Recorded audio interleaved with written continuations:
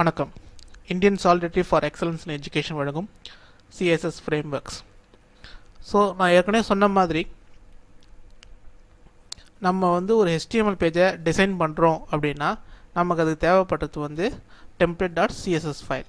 So டெம்ப்ளேட்னு அது உங்கள் name எதை வேணால் வச்சுக்கலாம், but it's a CSS file. So அந்த CSS ஃபைலை நம்ம HTML ஹெட்டுக்குள்ளே நம்ம லிங்க் பண்ணி கொடுப்போம். ரைட், இப்போ லிங்க் href ஈக்குவல்ஸ் அப்படின்னு சொல்லிட்டு போடும். href ஈக்குவல்ஸ் சொல்லிட்டு அந்த CSS ஃபைலோட லொக்கேஷன் கொடுப்போம். அதுக்கப்புறம் ரிலேஷன் ஸ்டைல் ஷீட் அப்படிலாம் கொடுப்போம். ரைட், ஸோ நம்ம இந்த மாதிரி கொடுத்துட்டு நம்ம ஒரு எலமெண்ட்டும் எப்படி அப்பியர் ஆகணும் அப்படின்றத அந்த CSS ஃபைலில் நாம் நோட் பண்ணுவோம். உதாரணத்துக்கு இப்போ பார்த்தீங்கன்னா நான் ஏற்கனவே ஒரு CSS ஃபைலை நோட் பண்ணியிருக்கேன், எழுதியிருக்கேன். ரைட், ஸோ இப்போ இந்த பேஜுக்கு நான் என்ன CSS ஃபைல் லோட் பண்ணியிருக்கேன் அப்படின்னு பார்த்தீங்கன்னா template1.css. ரைட், ஸோ இப்போ இந்த template1.cssல நான் என்னுடைய ஹெட்டர் எப்படி இருக்கணும் இதெல்லாம் நம்ம ஏற்கனவே பார்த்துருக்கோம். மார்ஜின் எதுக்கு யூஸ் பண்ணுறோம் அதெல்லாம் ஏற்கனவே நம்ம பழைய டுட்டோரியலில் பார்த்துருக்கோம். ஸோ இப்போ இதில் ஹெடர் பேக்ரவுண்ட் கலர் 0808 கொடுத்துருக்கேன். அப்புறம் சைட் நேம் கலர் ஒயிட் கொடுத்துருக்கேன். இது ஃப்ளோட் லெஃப்ட் அப்படின்னு கொடுத்துருக்கேன். ஸோ இப்போ இந்த மாதிரி நம்ம எப்படி அப்பியர் ஆகணுன்றத எல்லாத்தையும் இந்த ஸ்டைல் ஷீட்டில் மென்ஷன் பண்ணியிருக்கோம். இதுதான் நம்மளுடைய நார்மல் ப்ரொசீஜர். ரைட், இப்போது CSS ஃப்ரேம்வொர்க் அப்படின்றது என்னென்ன, சில கம்பெனிஸ் சொல்ல முடியாது, சில நிறைய இண்டிவிஜுவல்ஸ் கூட ஸோ இந்த மாதிரி டெவலப்பிங் டைமை ரெடியூஸ் பண்ணுறதுக்காக ரெகுலராக யூஸ் பண்ணுற CSS ஃபைல்ஸ் எல்லாமே ஒரு CSS கமாண்ட்ஸ் எல்லாமே ஒரு செட் ஆஃப் கிளாஸஸாக உருவாக்கி அந்த கிளாஸஸை நமக்கு டவுன்லோடபுள் ஃபைலாக கொடுத்துருக்காங்க. ஸோ நீங்கள் யூஸ் பண்ணுறீங்க அப்படின்னும் போது நீங்கள் ஜஸ்ட் டேரெக்டாக அந்த ஃபைலை டவுன்லோட் பண்ணிவிட்டு அந்த ஃபைல் லிங்க் கொடுத்துட்டிங்கன்னா போதும். ரைட், ஸோ இப்போ நான் நார்மலாக நான் என்ன யூஸ் பண்ணேன் இனிஷியல் ஸ்டேஜஸில் அப்படின்னு பார்த்தீங்கன்னா 960.js. ரைட், இது ஒரு கிரிட் சிஸ்டம். கிரிட் சிஸ்டம்ன்றது என்னன்னா உங்களுடைய டிஸ்டன்ஸ் இருக்கு இல்லையா, இப்போ நம்ம இதில் இதோட வித்து இதெல்லாம் கொடுத்துருக்கோம். ரைட், இப்போ இதில் வித்தெல்லாம் நாம் பிக்சலாகவும் கொடுக்கலாம், பர்சன்டேஜாகவும் கொடுக்கலாம். ரைட், இப்போ அது மாதிரி நாம் இந்த கிரிட் சிஸ்டம் பர்சன்டேஜாக கேல்குலேட் பண்ணும். ரைட், இப்போது நான் என்ன சொல்ல வந்தேன் அப்படின்னா இந்த டிஸ்டன்ஸ் இப்போ இந்த இடம் பார்த்தீங்கன்னா இந்த டிஸ்டன்ஸ் 448% கொடுத்துருப்பேன். இங்கன்னு காமிக்கிறேன், ஒரு நிமிஷம். இப்போ என்னுடைய டெம்ப்ளேட் 1 மேப் பண்ணியிருக்கேன். டெம்ப்ளேட் 1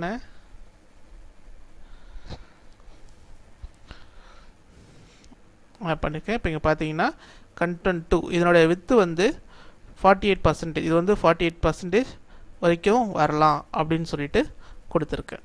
ரைட், இப்போ இந்த இதை அதே போல் இந்த இடத்துல float left, it should float left, clear both, இந்த மாதிரி நிறைய கமாண்ட்ஸ்லாம் கொடுத்து அந்த கண்டென்ட்டை கரெக்டாக இந்த இடத்துல ப்ளேஸ் பண்ணியிருக்கேன். இப்போ CSS ஃப்ரேம்வொர்க் நம்ம யூஸ் பண்ணும்போது இந்த இடத்துல அவங்க கிரிட்டாக செட் பண்ணியிருப்பாங்க. CSS கிரிட்டாக நமக்கு ஸ்ப்ளிட் பண்ணி கொடுத்துருப்பாங்க. ஸோ நமக்கு எந்த இடத்துல அந்த டேட்டா வேணும் அப்படின்றத ஸ்பெசிஃபை பண்ணிக்கலாம். உதாரணத்துக்கு இது ஈக்குவலன்ட் டு ஒரு எக்ஸல் ஷீட் மாதிரி வச்சுக்கோங்க. ஒரு எக்ஸல் ஷீட் இருக்குது, இப்போ ஒரு எக்ஸல் ஷீட் இருக்குது அப்படின்னு வச்சுட்டிங்கன்னா அது எப்படி அங்கே பிளாக்காக இருக்கோ அந்த மாதிரி நான் ஒரு வெப்பேஜை அவங்க பிளாக்காக பிரிச்சுருப்பாங்க. ரைட், ஸோ அதிலே கூட காமிச்சிருந்துருக்கலாம். ஆஃபீஸ்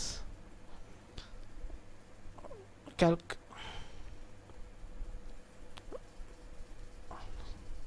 ரைட், இப்போ பார்த்தீங்கன்னா இது ஒரு பிளாக்காக பிரிச்சுருப்பாங்க. இதில் கிரிட் சிஸ்டத்தில் பார்த்தீங்கன்னா 100%-ஆக பிரிச்சுருக்காங்க. ரைட், இப்போ டோட்டலாக இவ்வளோ தான் நம்ம வெப்பேஜ், ஜே வரைக்கும் நம்ம வெப்பேஜ் அப்படின்னா 5, 10, 15, 20 25 ஆக்சுவலாக அது 960 கிரிட் சிஸ்டம் கிடையாது, நம்ம பேசிகிட்டு இருக்குது அன்சிமேட்டிக். ஸோ அதை பற்றி எக்ஸ்பிளைன் பண்ணிவிட்டு இப்போ வரேன் நான். இது இப்போ அப்படியே இருக்கட்டும். ஸோ இப்போ அந்த மாதிரி நமக்கு ஒரு வெப்பேஜை வந்து தனித்தனியாக ப்ரீடிஃபைண்டாக ஸ்ப்ளிட் பண்ணி கொடுத்துருப்பாங்க. நம்ம அந்த இடத்துல போய் காம்பனண்ட்டை ப்ளேஸ் பண்ணிக்கலாம். ரைட். இப்போ ரீசன்ட் டெவலப்மெண்ட்ஸ் என்னன்னு பார்த்தீங்கன்னா ரெஸ்பான்சிவ் லேஅவுட். அதாவது ஒரு வெப்பேஜ் வந்து நீங்கள் மொபைலில் பார்த்தீங்கன்னா அந்த கண்டென்ட்லாம் வந்து கரெக்டாக மொபைலுக்கு ஏற்ற மாதிரி செட் ஆகணும். அதே வந்து டெஸ்க்டாப்பில் பார்த்தீங்கன்னா டெஸ்க்டாப்புக்கு ஏற்ற மாதிரி செட் ஆகணும். அந்த மாதிரி செட் பண்ணி வைக்கிறதுக்கு பேர் ரெஸ்பான்சிவ் லேஅவுட். ஸோ அந்த கண்டென்ட் வந்து நம்ம எப்படி பிரிக்கிறோம் அப்படின்னா லெஸ் தென் 400 பிக்சல் இருந்துச்சுன்னா அதெல்லாம் மொபைல்னு கன்சிடர் பண்ணிக்கணும். லெஸ் தென் 767 பிக்சல், அதாவது 400 பிக்சல் 767 பிக்சல் வரைக்கும் இருந்துச்சுன்னா அதெல்லாம் டேப்லெட்னு கன்சிடர் பண்ணிக்கிறோம். 767 பிக்சலுக்கு மேலே இருந்துச்சுன்னா அது டெஸ்க்டாப்னு சொல்லிட்டு டிசைன் பண்ணிக்கிறோம். ரைட். இது வந்து ஜென்ரலாக யூஸ் பண்ணுற சிஎஸ்எஸ் ஃப்ரேம் ஒர்க்கில் யூஸ் பண்ணுற ஒரு கால்குலேஷன்ஸ். ரைட். ஸோ இப்போ அந்த மாதிரி நம்ம 960 கிரிட் சிஸ்டம் இது வந்து கொஞ்சம் பாப்புலரான கிரிட் சிஸ்டம். இந்த கிரிட் சிஸ்டமில் இவங்க என்ன ரெக்கமெண்ட் பண்ணுறாங்களாம் unsemantic.com சொல்லிட்டு ஒரு வெப்சைட் ரெக்கமெண்ட் பண்ணுறாங்க. ஸோ ரெண்டுமே வந்து ஒரே ஆத்தர் தான். 960 கிரிட் சிஸ்டமாக இருந்தாலும் அன்சிமேட்டிக் இருந்தாலும் இது ஆத்தர் வந்து நாதன் ஸ்மித். சரிங்களா? ரைட். ஸோ இவங்களுடைய அந்த சிஎஸ்எஸ் ஃபைல் வந்து நம்ம டவுன்லோட் பண்ணிக்கலாம். டவுன்லோட் ஹியர் கொடுத்தீங்கன்னா உங்களுக்கு டவுன்லோட் ஆகும். நான் ஏற்கனவே டவுன்லோட் பண்ணிட்டேன். unsemanticmaster.com சொல்லிட்டு உங்களுக்கு டவுன்லோட் ஆகும். அது ஏற்கனவே நான் டவுன்லோட் பண்ணிட்டேன். ஸோ அதை யூஸ் பண்ணுறதுக்கு முன்னாடி எப்பயுமே வந்து அதனுடைய டாக்குமெண்டேஷன் பார்த்துக்கோங்க. எந்த ஃபைல் நீங்கள் டவுன்லோட் பண்ணாலும் சரி, வெப்சைட் ரெடி பண்ணுறதுக்கோ இல்லை எந்த டவுன்லோட் பண்ணுறதா இருந்தாலும் சரி, நீங்கள் அதனுடைய டாக்குமெண்டேஷன் பாருங்கள். டாக்குமெண்டேஷன் பார்த்தீங்கன்னா அதில் வந்து உங்களுக்கு க்ளீனாக கொடுத்துருப்பாங்க. ஸோ அதில் வந்து இப்போ சிஎஸ்எஸ் டாக்குமெண்டேஷன் பார்த்தீங்கன்னா கிரிட் கிளாஸஸ்ன்னு சொல்லிட்டு இருக்கும். ஸோ அந்த கிரிட் எப்படி பிரிச்சுருக்காங்க, எப்படி நம்ம அதை மென்ஷன் பண்ணணும் அப்படின்றது இருக்கும். நார்மலாக நம்ம பழைய இதில் யூஸ் பண்ணுறது எல்லாமே வந்து கிரிட் கண்டெய்னர் அப்படின்னு வெறும் கண்டெய்னர் மட்டும் யூஸ் பண்ணுவோம். இப்போ இவங்களோட சிஎஸ்எஸ் யூஸ் பண்ணுறீங்கன்னா நீங்கள் கிரிட் -கண்டெய்னர் அப்படின்னு சொல்லி போட்டுக்கணும். உதாரணத்துக்கு ஒரு வெப்பேஜில் வந்து உங்களுக்கு 50% வந்து அந்த டேட்டா வரணும், அந்த இந்த உங்களுடைய டேட்டா வந்து ஆக்குபை பண்ணணும் அப்படின்னு நினச்சிங்கன்னா நீங்கள் கிரிட் -15 கொடுத்துக்கணும். 25% வந்தால் போதும் அப்படின்னா கிரிட் -25 அப்படின்னு கொடுத்துட்டிங்கன்னா போதும். உங்களுக்கு உங்களுடைய டோட்டல் ஸ்க்ரீன் சைஸில் 25% மட்டும் அந்த டேட்டா வந்து உங்களுக்கு செட் ஆகிடும்.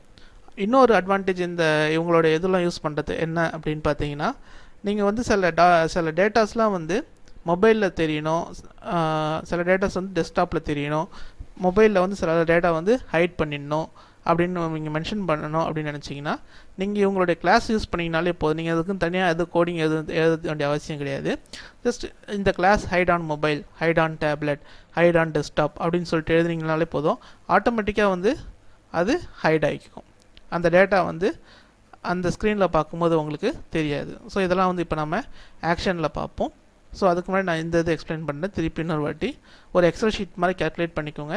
ஸோ இப்போ வந்து இது வந்து 5%, இது வந்து 10%, 15%. ஸோ இப்போ இந்த மாதிரி வந்து 100% வரைக்கும் போகும். ரைட். இப்போ உங்களுக்கு டோட்டல் ஸ்க்ரீனே வந்து 100%க்கு உடச்சி எடுத்துருவாங்க. இந்த மாதிரி வந்து உங்களுக்கு அவுட்புட் கொடுத்துருவாங்க. ரைட். ஸோ இப்போ நீங்கள் அதில் முடிவு பண்ணிக்கலாம். உதாரணத்துக்கு என்னுடைய ஹெட்டர் வந்து எப்பயுமே 100% இருக்கணும் அப்படின்னு நினச்சேன்னா, ஃபுல் வித்து இருக்கணும் அப்படின்னு நினச்சேன்னா நான் வந்து கிரிட் -100 கொடுத்துக்க வேண்டியது தான். இப்போ இதில் வந்து என்னுடைய சைட் டைட்டில் வந்து 25 வரைக்கும் வரணும் அப்படின்னு நினச்சேன்னா கிரிட் -25 அதுக்குள்ளே கிரிட் -25 ஒரு கிளாஸ் எழுதிட்டு அந்த கிளாஸுக்குள்ளே இதை போட்டுக்க வேண்டியது தான். இந்த இடத்துல வந்து நம்மளுடைய டேட்டாவை என்ட்ரு பண்ணிக்க வேண்டியது தான். ஸோ இப்போ இதை வந்து நம்ம கோடிங்கில் எழுதுகிறோம் அப்படின்னு பார்க்கும்போது PHP டியூட்டோரியலில் வித் CSS ஃப்ரேம்வொர்க் இதில் போய் பார்த்தீங்கன்னா இங்கே பாருங்கள் கிரிட் கண்டெய்னர்னு நான் ஒரு கண்டெய்னர் க்ரியேட் பண்ணிட்டேன். ஸோ கிரிட் கண்டெய்னர் போட்டோம்னா என்ன ஆகும்னா உங்களுக்கு அந்த மார்ஜின்லாம் வந்து இதுவாகிடும். ஃபஸ்ட் நாம் காமிச்சோம் இல்லைங்களா, அந்த ஸ்டார் போட்டு மார்ஜின்லாம் போட்டிருப்போம் இல்லையா, அதோ இந்த இது இதனுடைய யூசேஜெலாம் இதில் வந்து ஆட்டோமேட்டிக்காக செட் ஆகிடும். ரைட். ஸோ கிரிட் -கண்டெய்னர் போட்டிங்கன்னா உங்களுடைய கண்டென்ட் எல்லாமே வந்து சென்டராக அலைன்மெண்ட் ஆகிடும். அதுக்கு அடுத்தது வந்து grid-50 grid-50னா என்னுடைய டோட்டல் பேஜில் என்னோடய சைட் நேம் வந்து 50% வந்தால் போதும். 50%க்குரிய இடம் வந்து நான் அலோகேட் பண்ணுறேன். மிச்சம் 50 வந்து என்னுடைய ஃபேஸ்புக்கு, ட்விட்டர், கூகுள் ப்ளஸ் இதுக்கு வந்து நான் அலோகேட் பண்ணுறேன். நீங்கள் அலோகேட் பண்ணாலும் பண்ணிக்கலாம், இல்லை அந்த ரோ விட்டுட்டு அடுத்த ரோக்கு வந்துடலாம். ரைட். ஸோ இப்போ அடுத்த ரோ வரத்துக்கு நீங்கள் வந்து யூஸ் பண்ண வேண்டியது அன்சிமேட்டிக்கை பொறுத்த வரைக்கும் div class equals clear. Right. So அப்படி யூஸ் பண்ணி நீங்கள் இந்த ஃப்ரேம் இது வந்து without CSS framework. With CSS framework பார்த்தீங்கன்னா இப்படி இருக்கும். ரைட். ஸோ இதுதான் வித்தவுட் சிஎஸ்எஸ் ஃப்ரேம்வொர்க்குக்கும் வித் சிஎஸ்எஸ் ஃப்ரேம்வொர்க்குக்கும் இருக்கிற வித்தியாசம். இதில் பார்த்தீங்கன்னா நான் 960 பிக்சலுக்கு இந்த ஃபுல் டேட்டாவையும் வந்து நான் கண்ட்ரோல் பண்ணியிருக்கேன். ஸோ இப்போ இந்த என்னுடைய ஸ்க்ரீனில் பார்த்தீங்கன்னா இவ்வளோ கேப் ஃப்ரீயாக இருக்குது, அதே போல் இந்த இவ்வளோ கேப் ஃப்ரீயாக இருக்குது. இப்போ நான் கிரிட் சிஸ்டம் யூஸ் பண்ணுறதுனால எனக்கு கொஞ்சம் கேப் இந்த சைடும் இந்த சைடு மட்டும்தான் ஃப்ரீயாக இருக்குது, மிச்சம்லாம் ஆட்டோமேட்டிக்காக அலைன் ஆகிடுது. ரைட்.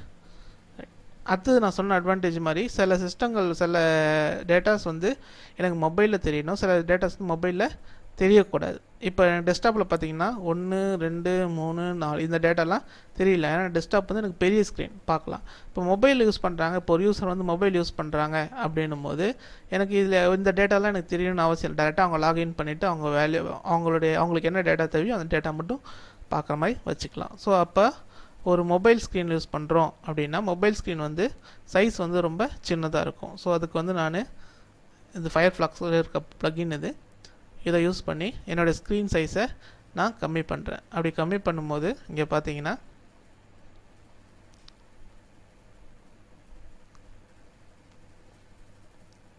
பழைய மற்ற டேட்டாலாம் மறைஞ்சி போச்சு, வெறும் இந்த லாகின் மட்டும் இருக்குது. ஏன் அது மட்டும் இருக்குது அப்படின்னு பார்த்தீங்கன்னா இதில் வந்து ஹைட் ஆன் மொபைல் எல்லாத்துலேயுமே வந்து ஹைட் ஆன் மொபைல் கொடுத்துருவேன், மொபைலில் வந்து ஹைட் பண்ண சொல்லியிருக்கேன். ரைட். ஸோ இந்த கண்டென்ட் பாக்ஸ் எல்லாமே வந்து மொபைலில் ஹைட் ஆகிடும், வெறும் என்னுடைய இந்த டேட்டா மட்டும்தான் இருக்கும்.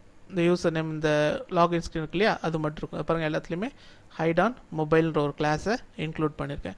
ஸோ அப்படி இன்க்ளூட் பண்ணியிருக்கிறதுனால எனக்கு ஆட்டோமேட்டிக்காக இதெல்லாம் வந்து மொபைல் ஸ்க்ரீனில் பார்க்கும்போது இதெல்லாம் வந்து கேன்சல் ஆகிடும். ரைட். ஸோ ப்ரொசீஜர்லாம் நார்மல், நம்மளுடைய சிஎஸ்எஸ் ஃபைல் நம்ம எப்படி ஆட் பண்ணுறோமோ அதே போல் ஆட் பண்ணிக்க வேண்டியது தான். இப்போ அன்சிமேட்டிக்கில் பார்த்தீங்கன்னா எனக்கு நிறைய சிஎஸ்எஸ் ஃபைல் கொடுத்துருப்பாங்க. அதில் வந்து நான் வெறும் இந்த ஒரே ஒரு சிஎஸ்எஸ் ஃபைல் மட்டும் எடுத்திருக்கேன், அன்சிமேட்டிக் கிரிட் ரெஸ்பான்சிவ் டாட் சிஎஸ்எஸ். அதுக்குள்ளே பார்த்தீங்கன்னா நிறைய சிஎஸ்எஸ் ஃபைல்ஸ் இருக்கும். அந்த சிஎஸ்எஸ் ஃபைல்ஸில் இந்த ஒரு ஃபைலை மட்டும் எடுத்து நான் அதை மட்டும் யூஸ் பண்ணியிருக்கேன். எனக்கு இது மட்டும் போதுமானது, மிச்சதெல்லாம் எனக்கு அவ்வளோவா தேவைப்படும். IE7லாம் கொடுத்துருப்பாங்க, பட் IE7லாம் இப்போ ஆல்மோஸ்ட் அவுடேட் ஆகிடுச்சு. இப்போலாம் IE10 யூஸ் பண்ண ஆரம்பிச்சிட்டாங்க, அதனால் அதெல்லாம் நான் மேப் பண்ணி வைக்கல. ரைட். அதுக்கடுத்தது வந்து இது முக்கியமான லைன், நீங்கள் எந்த சிஎஸ்எஸ் ஃப்ரேம் ஒர்க் யூஸ் பண்ணாலும் அவங்களோட இதில் பார்த்தீங்கன்னா இந்த லைனை பற்றி குறிச்சிருப்பாங்க. ரைட். ஸோ இதை வந்து உங்களுடைய ஹெட் டேக்கில் போட்டுக்கோங்க, போட்டிங்கன்னா தான் இது ஒர்க் ஆகும்.